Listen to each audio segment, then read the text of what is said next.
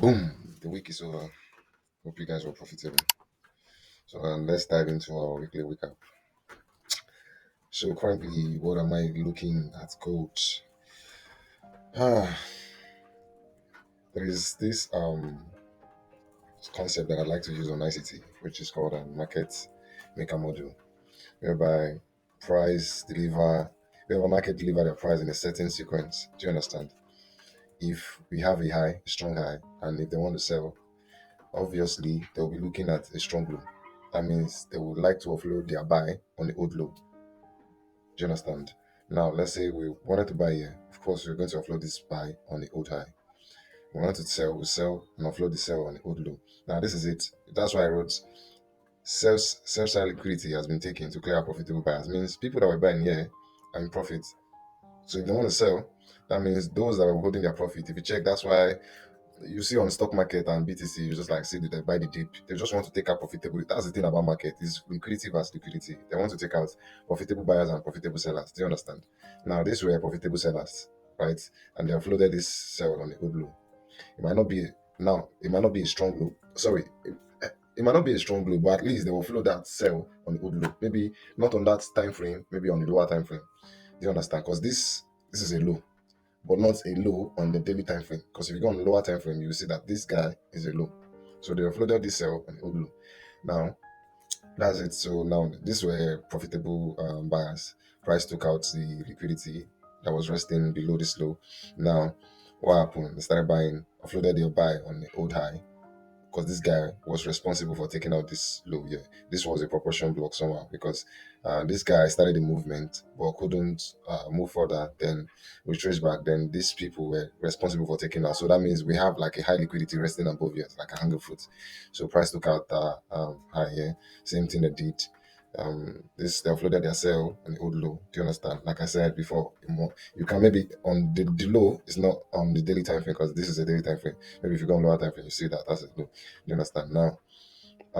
Last on Friday, I saw like Monday was Monday, Tuesday, Wednesday, and I thought okay, gold was okay. This is a bullish momentum. Do you understand? I was like, gold is about to buy. Do you understand? But when I saw this stuff, I was like, no, because market took out Wednesday low, and I told somebody that when is the best time to look for market reversal is Wednesday, late Thursday. So since price took out Wednesday low and closed with the bearish candle, obviously I know that on Friday it was going to sell, but it didn't get my area of interest before selling. It just do it like a IFA, then started selling drastically. Do you understand? And I marked out this guy, this fair value gap on Friday, and now price is at the fair value gap. Do you understand? So although this is a break of structure because it's a high, it's a break of structure, but we're still reacting on this supply zone, and price never closed above these guys. So um, the thing is kind of confusing right now, but let's go on lower time frame. Maybe we can see what is price doing. But at least thank God I'm trading mostly on Monday. So on Monday I will see the reaction here. If it's still going to sell, because you can see where I put like the next target. That if price breaks this side, at least okay, we are looking at this fair value gap or this by sell-side liquidity. See me about around by side liquidity. So yeah, that's it for the daily time frame. I've wasted 4 minutes on this, but that's me. I like to make things simple for other people to understand like what I'm seeing in the market currently. Do you understand? So 4 hours, what am I saying? I'm seeing a bearish momentum to the downside because I have like series of CB. There's a massive volume candle. This is a massive displacement candle. Do you understand? But currently, the volume of the candles are reducing. Now that tells you there might be a reversal. Do you understand? Remember, I said there was a this was a change of character on the 4 hours. Yeah, so there might be a continuation to the upside. So that's why I don't trade on Monday. So I will see the next outlook. Do you understand? That's it for 4 hours. And going over to 1 hour, 1 hour, 1 hour, 1 hour. Still the same. I'm saying so. What am I looking at? Is price to take out this guy before buying.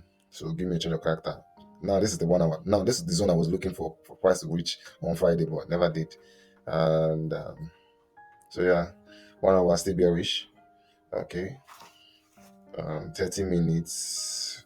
Now on Monday, price can still do something like this. Now since we have a high, then we have a low. Can still give me a push to the downside, then give me a change of character. Then I'll just look for buy to the upside. Do you understand? So I remember the strategy that I talked about. Go on the previous video, you see what explained here. That's the strategy that I would just look for when I see a change of character, simple as ABC. So that's it for gold right now because gold is still currently bearish. I just need a change of trend before buying. Else, I might still be looking for sales. Do you understand? Remember, I have a target below. So a price. Remember, we have a supply zone here. We have a supply zone. We have a supply zone to, yeah. We have like many. Do you understand? We have a fair value gap here. So to be honest, I don't because if price, although before price reached this zone, because this is a fair value gap that was left untouched. Of course, we need to see a change of character. So from here to this side is like a good risk to reward, and you'll be done for the day. So let's just focus on the buy first. Else, we're looking for sales like this supply zone, this recent one here. Do you understand? This recent one, because for me, there's a way I look at fair value gap. This guy has filled this. This is like a BPI.